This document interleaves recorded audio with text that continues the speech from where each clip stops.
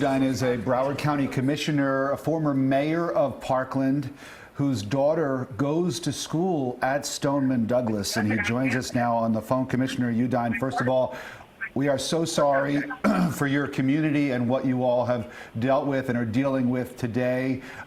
Is your daughter okay? Yes, my daughter is okay. My niece was in the next room over and was hiding in the closet. She's okay, and it's just a sad, senseless day. What can you tell us about how, first of all, how you learned about this? And you and I were texting each other in the early moments of this. How did you first learn about it, and what kind of information do you have right now that we might not know about? I got a text, and then I saw different people were texting me. I came to the scene, to the mobile command, and I've just watched a complete law enforcement converge on the area, secure the location, apprehend the suspect eventually, and make sure the students were safe, and then proceed to take them out of the school, shuttle them to another location, let them reunite with their family. But as you can imagine, it's complete, parents converged on the school, but the perimeter was set up, so I was trying to direct people back to the hotel where they could pick their children up. Talk to us about this school, and you're very familiar with it. I'm very familiar. I'm in this school once every other week. Both of my boys graduated in the last couple of years. My daughter is a senior and will graduate. My wife was the PTA president for the last 2 years.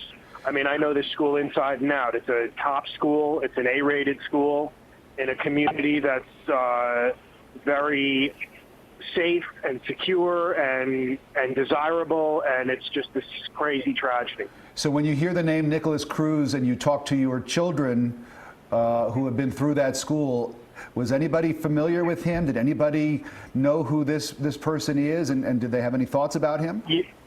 Other than my boys are away in college, I didn't speak with them. Other than texting my daughter back and forth that we loved each other, that was about the extent of what I spoke to my children today.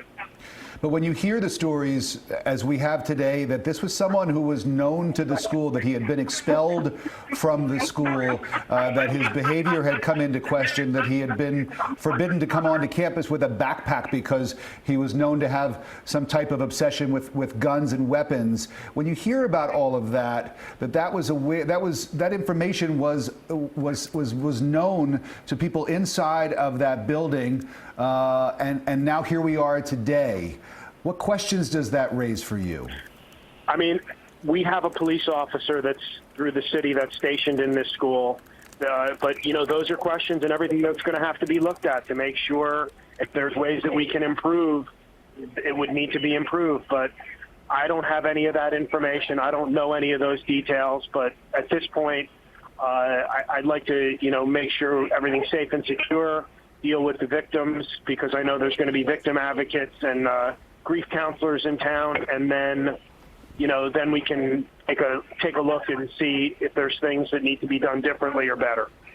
So, Commissioner, I'm just curious, as both a parent and someone who lives in the community, and as your role as a leader in the community, how do you kind of reconcile all of this and try to put your emotions aside and figure out how to move forward now as a commissioner? So we will have people available for the parents and the students. We're a resilient community. This is going to take some time to deal with. This is going to take some time to get over this tragedy, but we'll recover and we'll move forward. Parkland is a great community. We have great people. We will do what we need to do to bounce back. Where are you right now, sir? What are your plans tonight? I am in the mobile command center. I'm waiting on the governor, who's on his way in. There's elected officials here from the school board determining what they're going to do with school. There's elected officials from the state and federal disciplines that'll be here, and I'm going to be here to offer my support and the assistance of the county in any way that we need to help this community. Do you have any requests of the governor when he gets here, and you're going to have a conversation with him, I presume? Do you have anything you would like him to address? I know that the governor has offered all the assistance of the state that's needed, and I thank him for, for coming down here, and I'm sure we're going to need to take him up on that, and we'll move forward.